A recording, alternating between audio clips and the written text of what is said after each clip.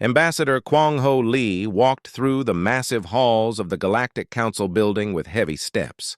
His dark blue uniform felt tight around his shoulders as he carried the data pad that would change everything.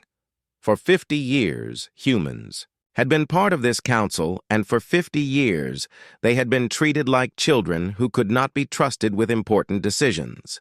The council chamber was huge and filled with representatives from 847 different species. Kwang Ho had memorized that number because it reminded him how alone humanity was in this place. The ceiling stretched so high that clouds sometimes formed near the top, and the walls were made of crystal that showed the stars outside.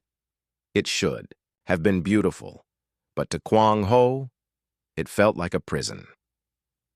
He took his seat in the human section, which was located in the back corner where the lighting was poor.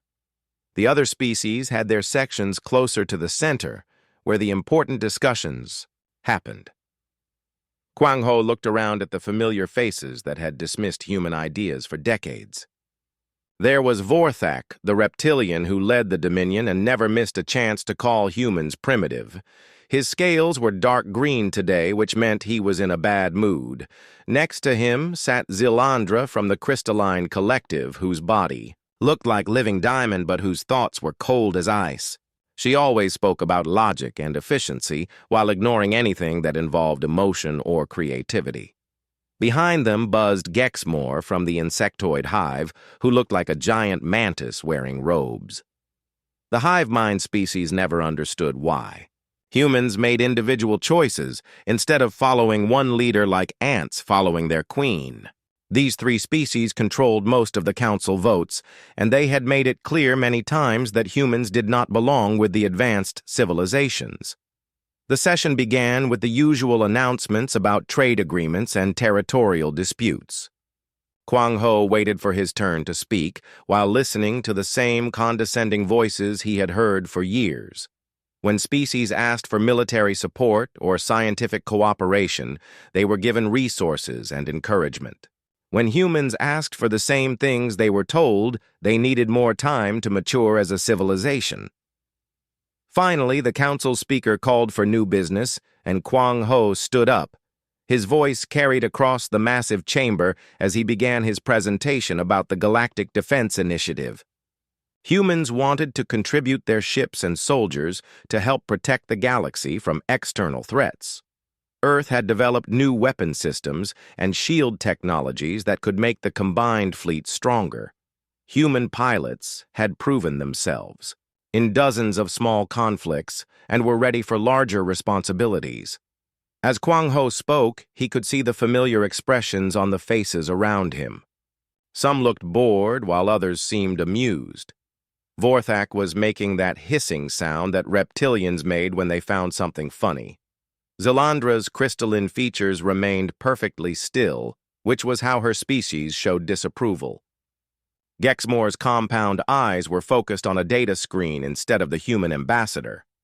When Kwang Ho finished his presentation and requested a vote on human inclusion in the defense initiative, the chamber fell silent for exactly 3 seconds.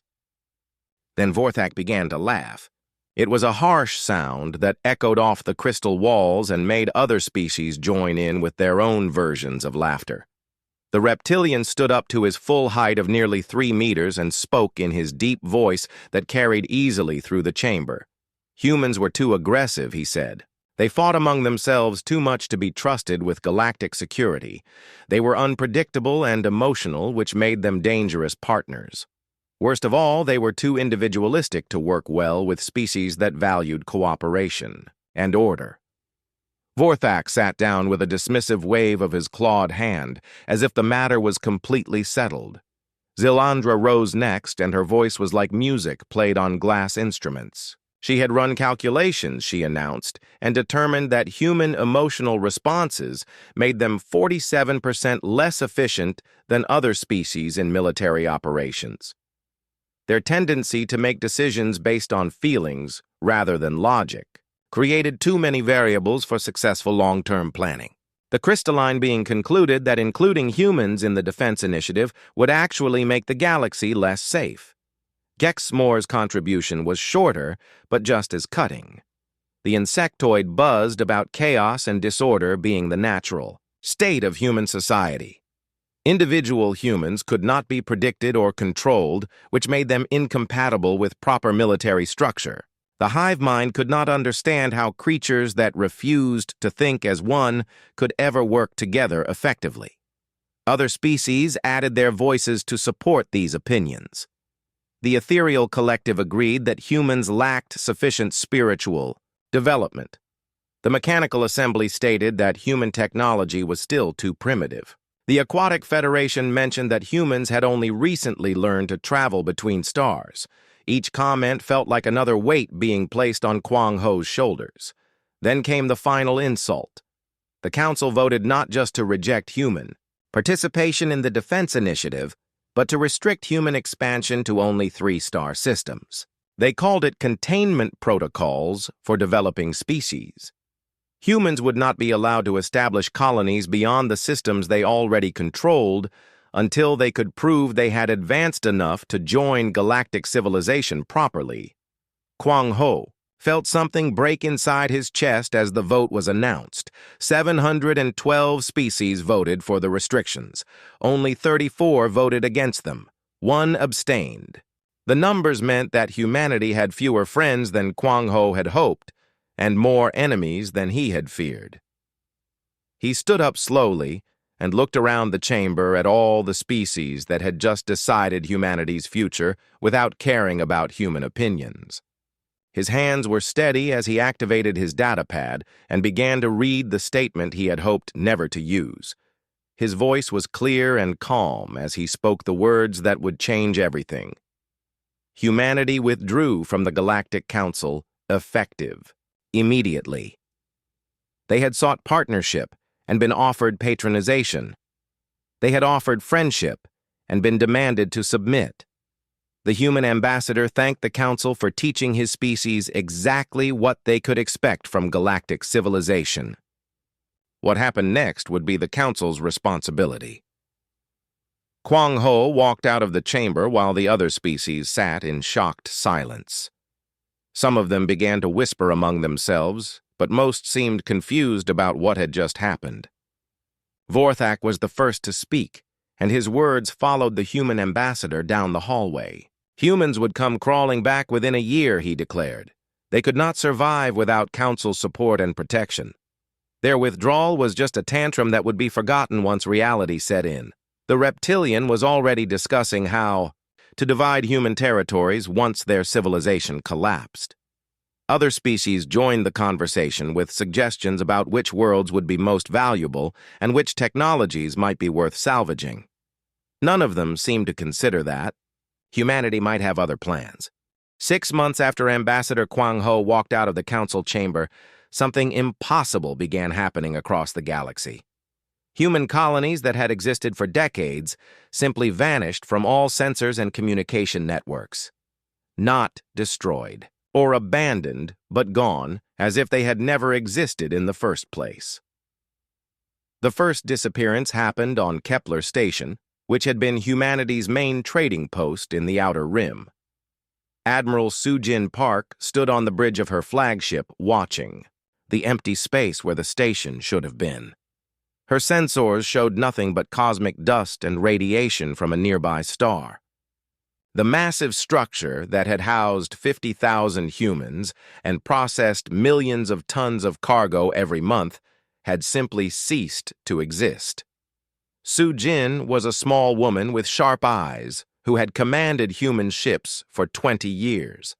She had expected the council to try economic pressure or maybe even military threats after the withdrawal. She had not expected her own people to disappear without warning.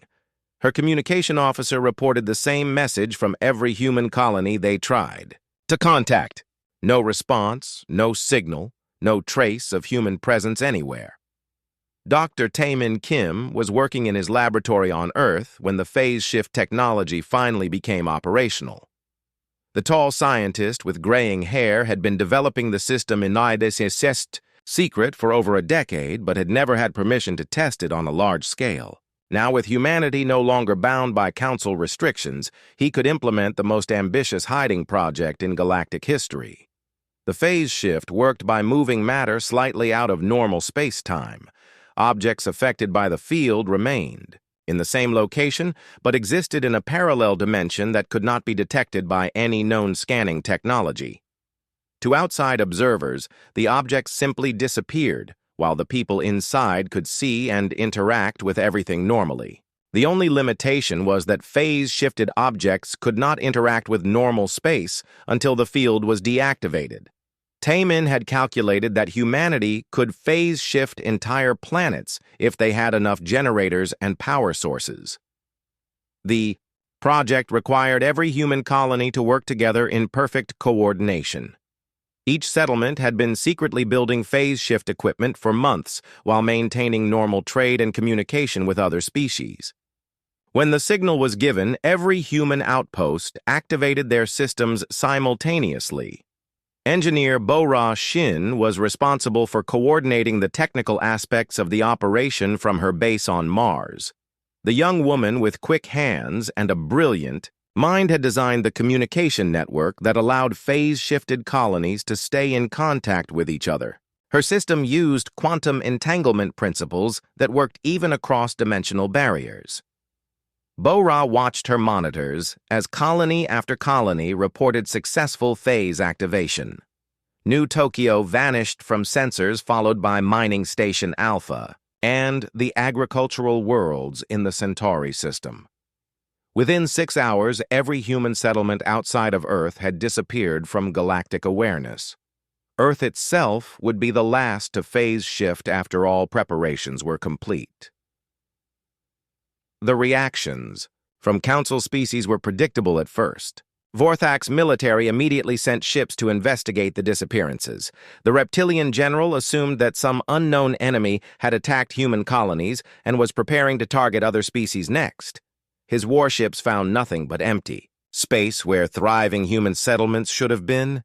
Zilandra's response was more systematic. The crystalline being ordered detailed sensor sweeps of every location where humans had been reported. Her scientists ran calculations and analysis, trying to determine what force could completely eliminate all traces of an entire species. The mathematical models suggested that nothing in known science could cause such total disappearance without leaving evidence. Gexmoor's hive mind was perhaps the most disturbed by humanity's vanishing. The insectoid collective had always maintained small communication links with human settlements for trade purposes.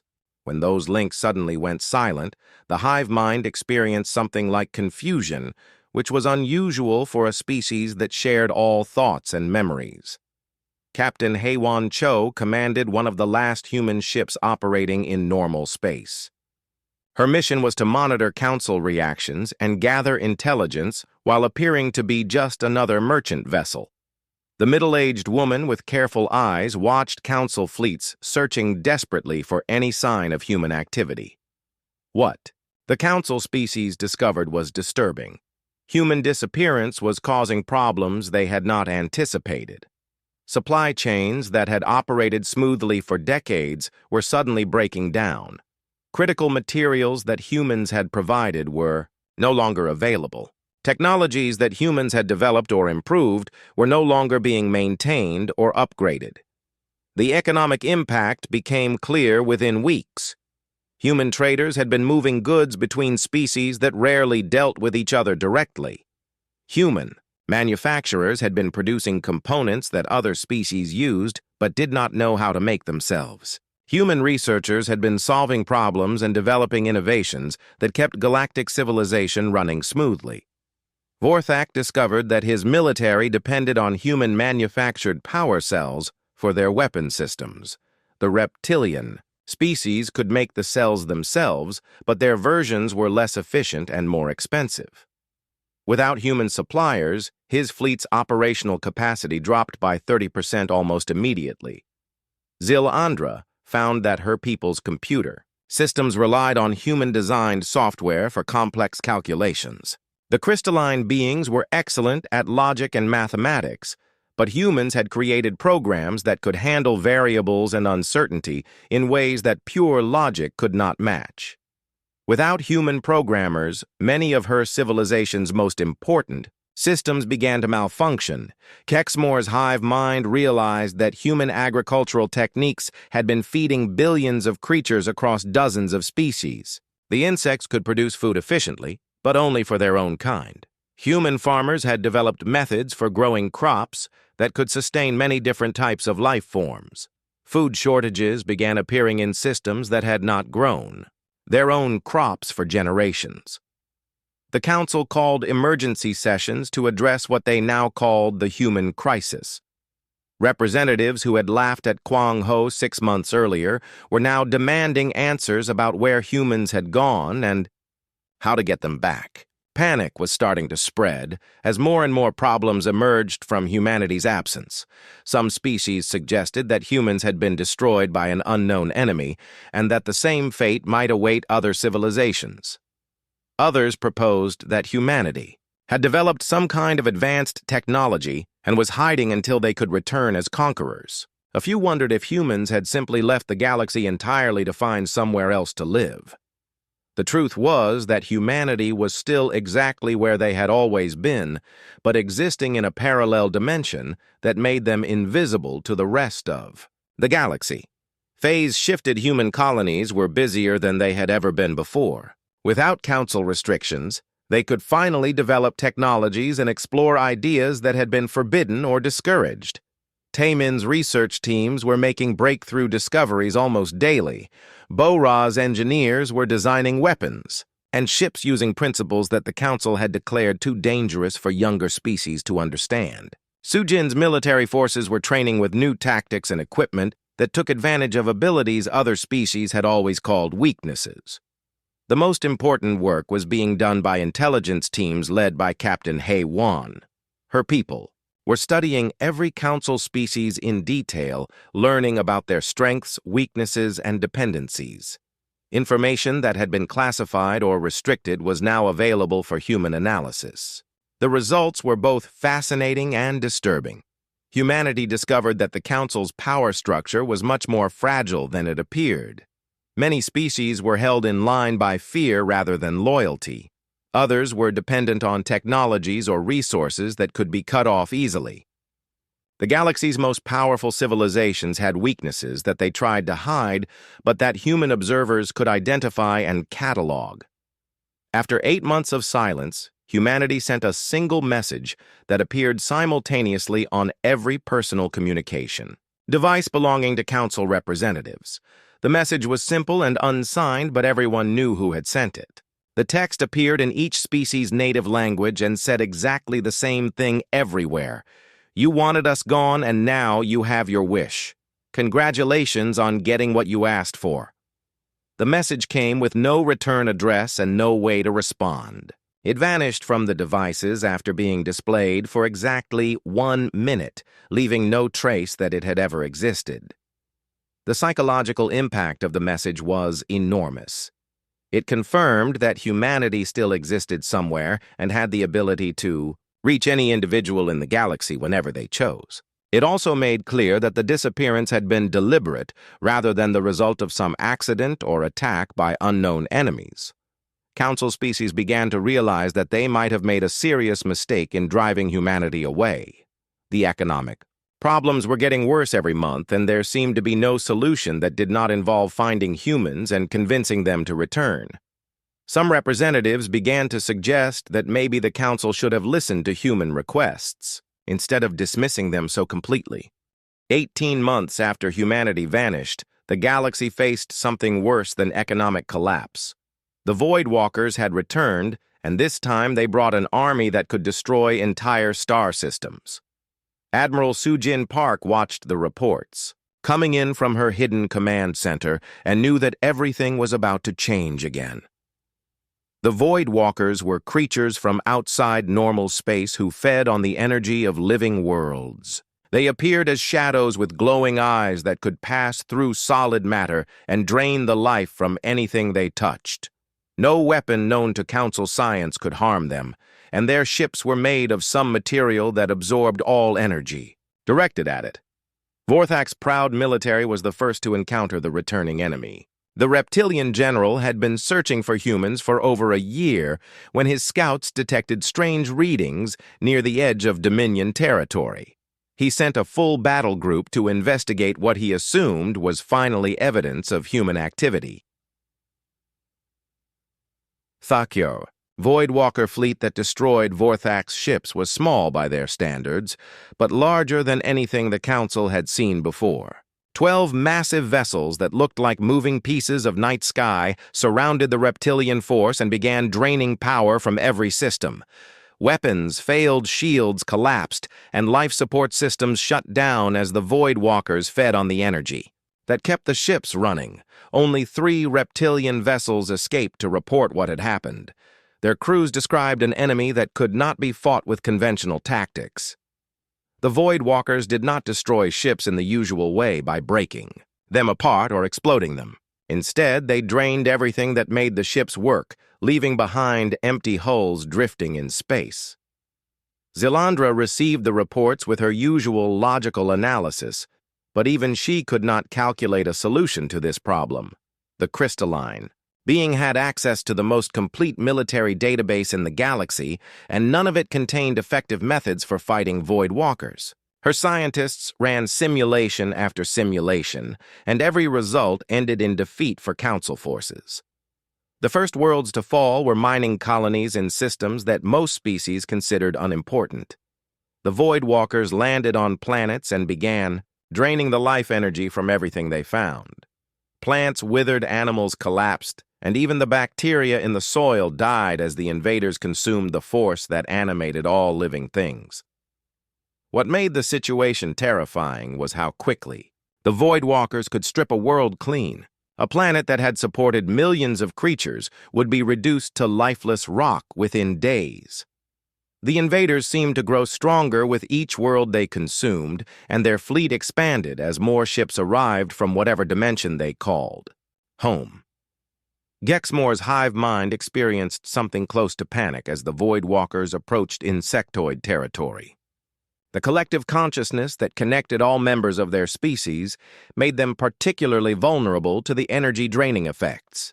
When Voidwalkers attacked hive mind worlds, the mental network that held their civilization together began to break down. Council species that had spent decades arguing about trade disputes and territorial boundaries suddenly found themselves united by the fear of complete extinction. Emergency sessions were called almost daily as representatives tried to coordinate a response to an enemy they did not understand and could not fight effectively. What none of them realized was that humanity had been fighting Voidwalkers in secret for almost 2 years. Captain Haewon Cho had been leading stealth missions against Voidwalker scout forces since shortly after the human withdrawal from Council space. Her ships used phase-shifting technology to attack the invaders without being detected. The war that humans fought was completely different from anything Council species would have attempted. Instead of large fleet battles, humanity relied on small groups of ships that could appear anywhere without warning. Human tactics focused on disrupting Voidwalker operations rather than trying to destroy their vessels directly. Dr. Taemin Kim had been studying captured Voidwalker technology and biological samples for months. The tall scientist worked in laboratories that existed in parallel dimensions where he could experiment without fear of discovery by either Council forces or the invaders themselves. His research had revealed secrets about the enemy that would shock the galaxy. The Voidwalkers were not evil conquerors seeking to rule the universe. They were refugees from another galaxy where something even worse had consumed their original home. The creatures that drained life energy from planets were actually trying to gather enough power to escape to a dimension where they could survive without harming other species. This knowledge changed everything about how humans approached the war. Instead of simply fighting to destroy the Void, Walker's humanity began trying to find ways to help them reach their goal without destroying every living world in the galaxy. It was a complex problem that required both military action and scientific innovation. Engineer Bora Shin developed weapons specifically designed to work against Voidwalker biology and technology. Her research teams created devices that could disrupt the energy-draining process and force the invaders to retreat. More importantly, she designed systems that could redirect the energy the Voidwalkers needed towards sources that would not harm living creatures. The breakthrough came when Taemin discovered that Voidwalkers could feed on certain types of stellar radiation without needing to consume biological life. The problem was that they did not know this themselves and continued. Using methods that had worked in their home galaxy, human scientists began working on ways to communicate this information to the enemy. Meanwhile, the Council's conventional forces were being systematically destroyed in every encounter with Voidwalker fleets. Species that had ruled the galaxy for thousands of years watched their most powerful warships reduced to floating scrap metal. Panic spread through civilizations that had never known defeat. Vorthak's remaining forces retreated to the most heavily defended systems in Dominion space. But even there, they could only delay the inevitable. The reptilian general who had dismissed humans as too primitive to be trusted with military responsibilities now faced an enemy that his advanced weapons could not even scratch. Zilandra's logical mind finally reached a conclusion that she had been avoiding for months. The crystalline collective could not survive this war without help, and there was only one species in the galaxy that might be able to provide it. The problem was that no one knew how to contact humans, or even if they still existed. The message that changed everything appeared during what many species thought might be their final council session. Representatives from dozens of civilizations had gathered to coordinate evacuation plans when every communication device in the chamber activated simultaneously. The voice that spoke was older and more tired than they remembered, but unmistakably human. Ambassador Kwang Ho Lee had aged in the months since his dramatic exit from the council. His hair was now completely gray, and there were lines around his eyes that had not been there before. But his voice was steady as he addressed the species that had driven his people away. Humanity had been fighting the Voidwalkers for almost 2 years, he explained. Human forces had prevented dozens of worlds from being consumed, while council fleets argued about jurisdiction and command structure. The enemy had been kept away from major population centers by human sacrifice and human innovation. The ambassador revealed that humanity understood what the Voidwalkers really were and what they needed to survive. More importantly, humans had developed methods for giving the invaders what they required without destroying entire ecosystems in the process. The war could be ended, but only if certain conditions were met. Kwang Ho's terms were simple in concept, but revolutionary in practice. Humanity would save the galaxy from the Voidwalkers, but the price would be a complete restructuring of how galactic civilization operated. The council that had existed for thousands of years would be dissolved and replaced with something that gave all species equal voices. The silence that followed the human ambassador's message lasted for several minutes. Representatives who had never imagined they would need to negotiate with humans now faced the choice between accepting human demands or watching their civilizations be consumed by an unstoppable enemy. Vorthak was the first to speak, and his words surprised everyone.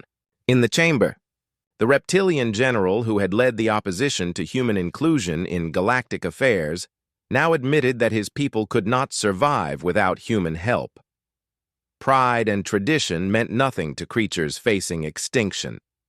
Zilandra's analysis was more detailed but reached the same conclusion. The mathematical probability of survival without human assistance was effectively zero. Logic demanded that the crystalline being accept whatever terms humanity offered, regardless of how those terms might change the balance of power in the galaxy.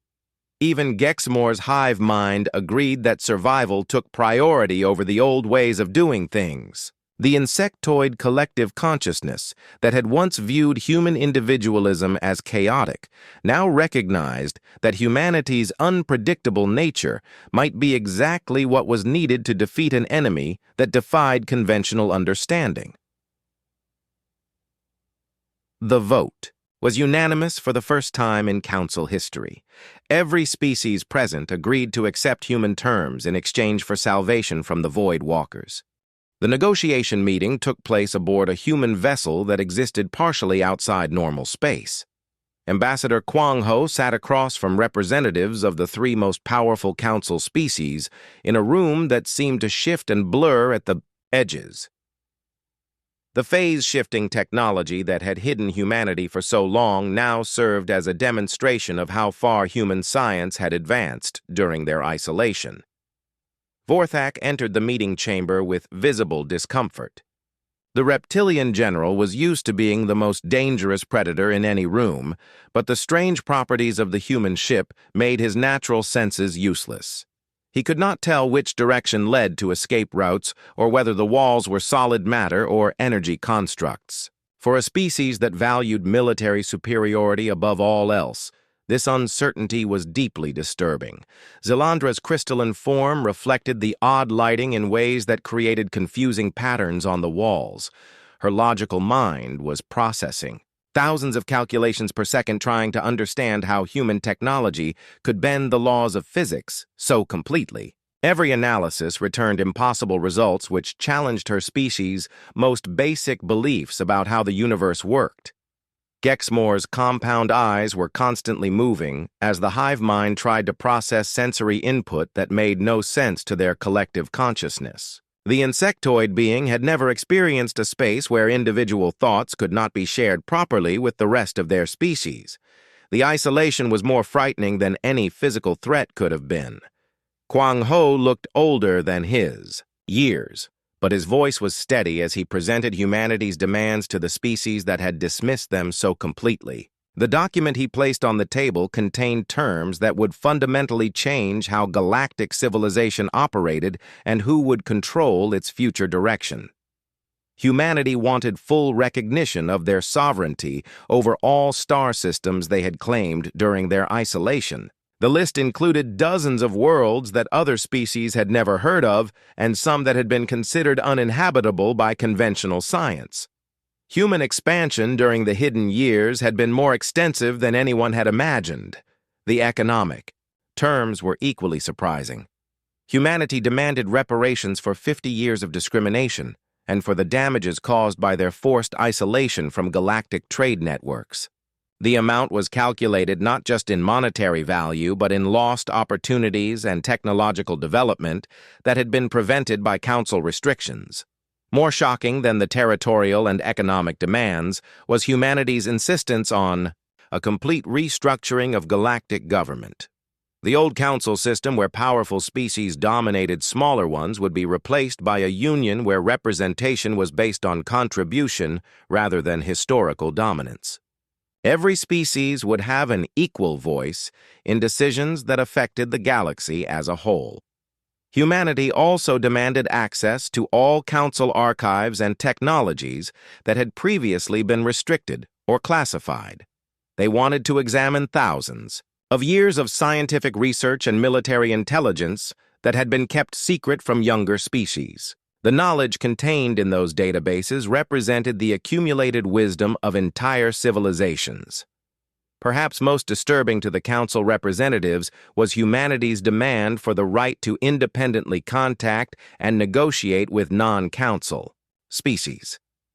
During their isolation, humans had apparently made contact with civilizations that the established powers had either ignored or actively excluded from galactic politics. The implications of this revelation were staggering.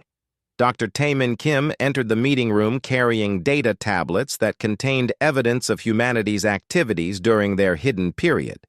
The tall scientist had aged considerably during the war against the Void Walkers, but his eyes still held the curiosity that drove his research. The information he presented would shock the Council representatives to their core. Human colonies now existed in 43 star systems compared to the 3 they had been restricted to before their withdrawal. The colonies were not just mining, outposts, or research stations, but fully developed worlds with populations in the millions.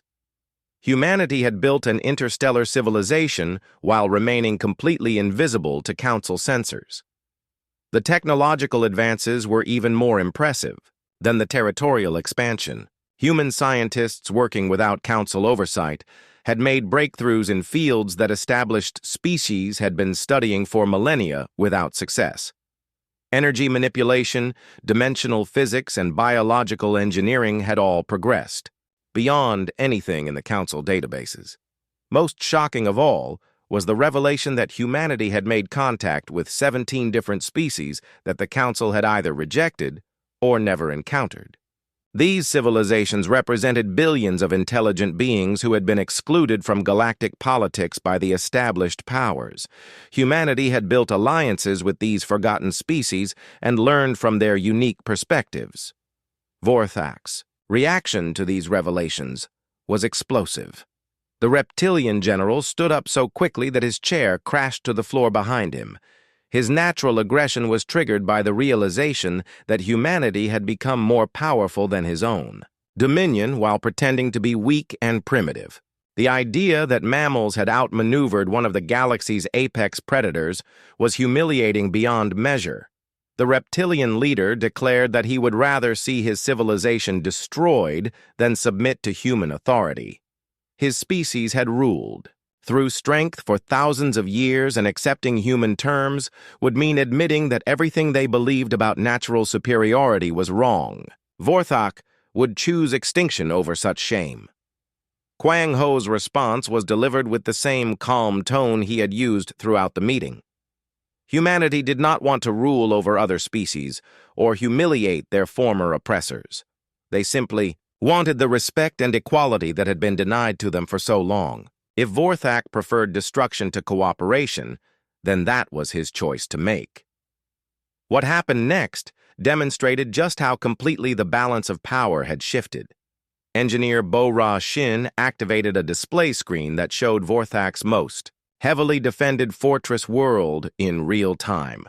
The planet was surrounded by energy shields and protected by the largest fleet in Dominion space. It was considered absolutely invulnerable to any possible attack. A single human ship appeared on the display, moving toward the fortress world without any attempt at concealment. The vessel was smaller than most council fighters and appeared to be completely unarmed. Vorthak's forces opened fire with enough weapons to destroy an entire fleet, but their attacks passed harmlessly through the human ship, as if it was not really there.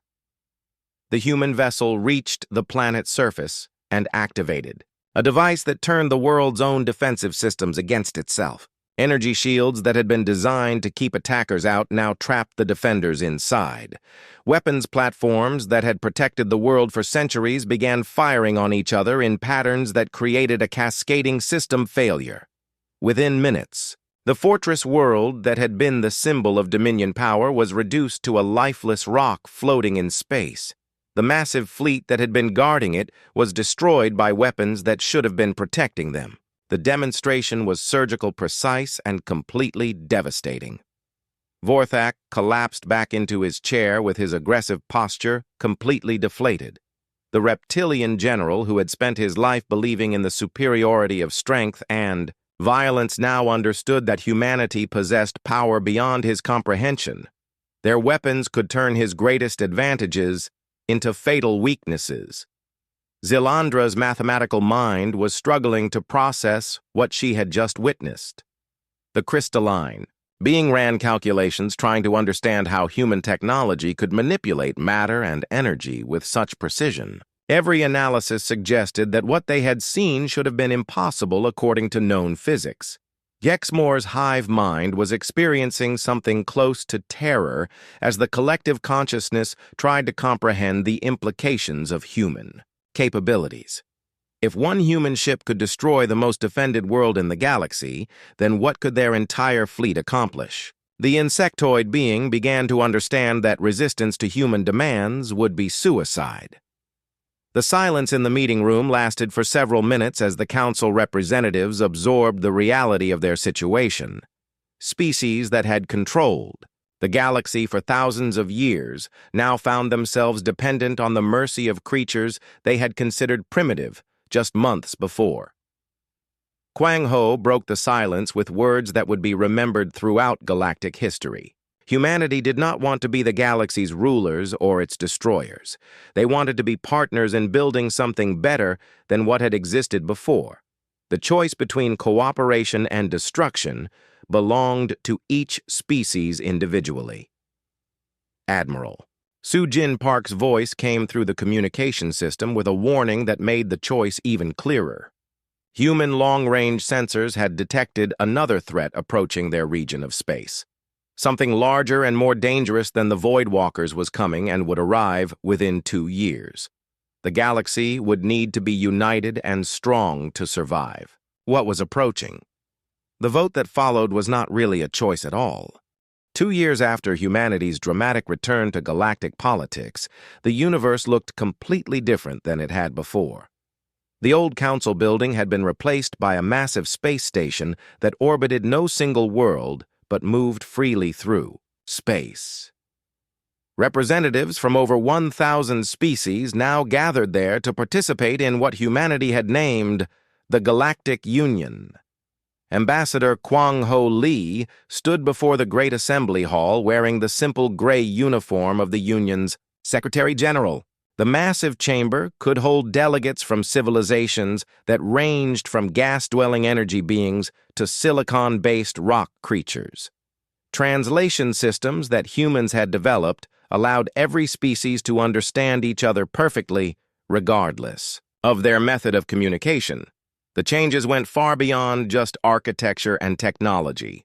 Species that had been ignored or excluded by the old council now had equal voices in galactic affairs. The methane breathers from the outer rim who had been dismissed as too primitive were now contributing innovative solutions to energy problems. The hive builders, whose collective intelligence had been seen as threatening, were helping coordinate massive construction projects. Captain Haewon Cho commanded joint task forces that included former enemies working side by side. Her fleet contained ships from dozens of different civilizations, all using tactics that combined the best ideas from multiple military traditions. Reptilian aggression was balanced by crystalline logic and insectoid coordination, while human unpredictability kept enemies guessing.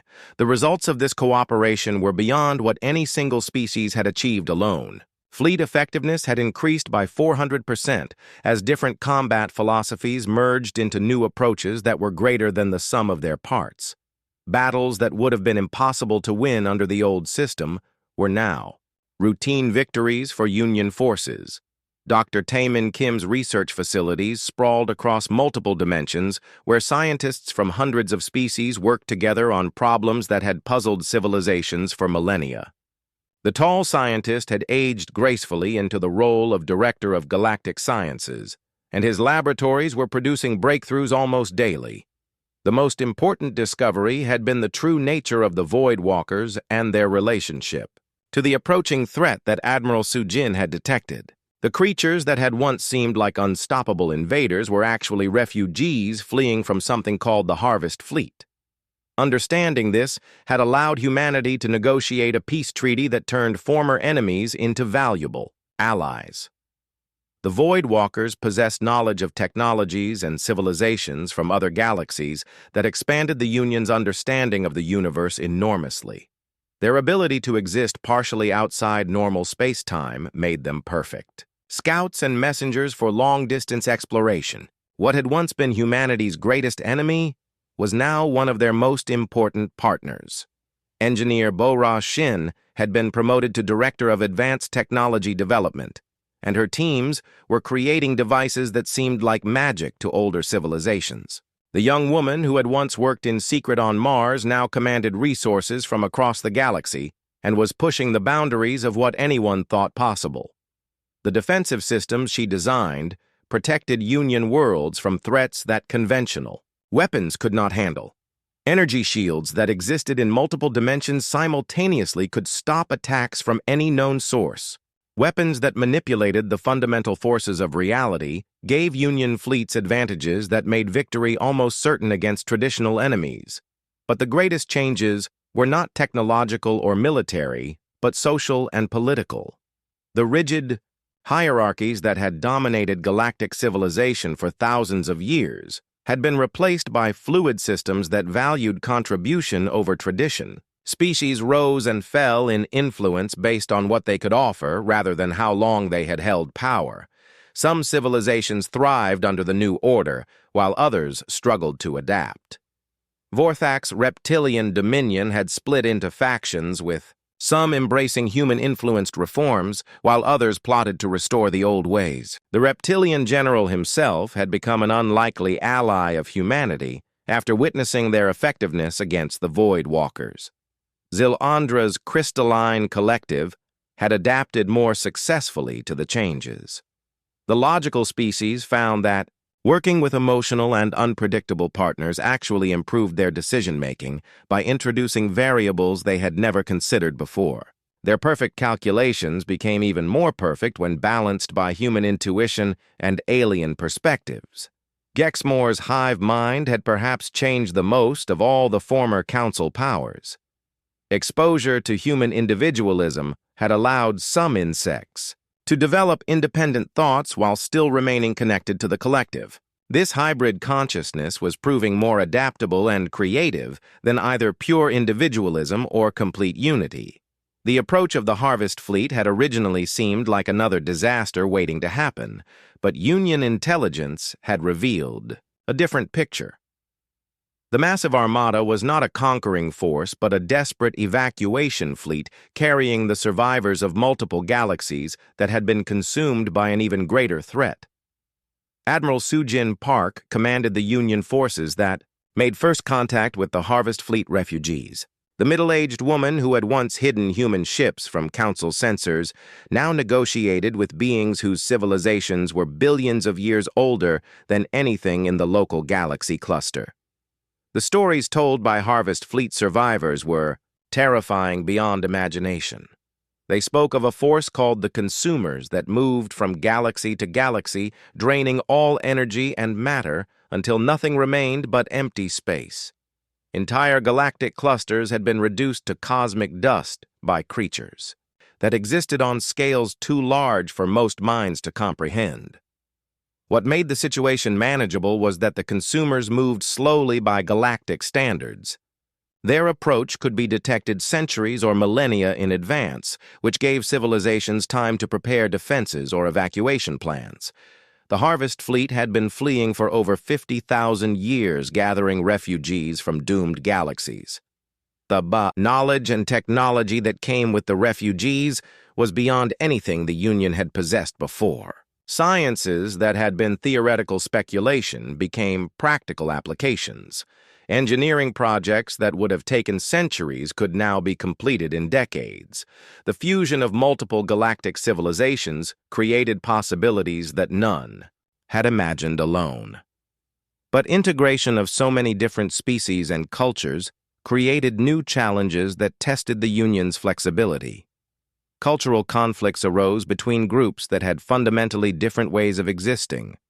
Resource allocation became incredibly complex when some species needed methane atmospheres while others required intense radiation. The solutions that emerged showed how much galactic civilization had evolved since humanity's withdrawal from the Old Council. Instead of forcing conformity or creating rigid hierarchies, the Union developed systems that allowed maximum diversity while maintaining cooperation. Each species could maintain their unique characteristics while contributing to common goals. Captain Haiwan found herself commanding fleets that included beings of pure energy working alongside mechanical intelligences and biological creatures that existed in multiple dimensions simultaneously. The tactical possibilities were endless, but so were the coordination challenges. Success required leadership skills that no previous military tradition had developed. The approaching consumer threat created urgency that accelerated every aspect of Union development. Research projects that might have taken decades were completed in months. Military preparations that would normally require centuries of planning were implemented in years. The entire galaxy was mobilizing for a war unlike anything in recorded history. Dr. Taemin's analysis of consumer behavior patterns revealed both encouraging and disturbing information. The entities were not truly intelligent in any sense that biological creatures could understand, but they followed predictable patterns. They could be fought and defeated, but only through methods that required cooperation on scales never before achieved. Engineer Bora's weapons development program was creating devices that operated on galactic scales rather than planetary or system levels. The energy requirements were so enormous that entire star systems had to be converted into power sources. The construction projects involved moving planets and redirecting stellar radiation across interstellar distances. As Kwang Ho prepared for what might be his final address to the Galactic Union, he reflected on the journey that had brought them, all to this moment. The species that had once dismissed humanity as too primitive to participate in galactic affairs now looked to human leadership in their darkest hour. The assembly hall fell silent as the Secretary General began to speak. His words would be transmitted to every inhabited world in the galaxy and beyond, to refugee fleets still arriving from distant clusters. The message he delivered was both a summary of how far they had come and a challenge for what lay ahead. Humanity had been called aggressive, and the accusation was true. They were aggressive in pursuing justice and equality for all species regardless of their origin or capabilities. They had been called unpredictable, and that was also accurate.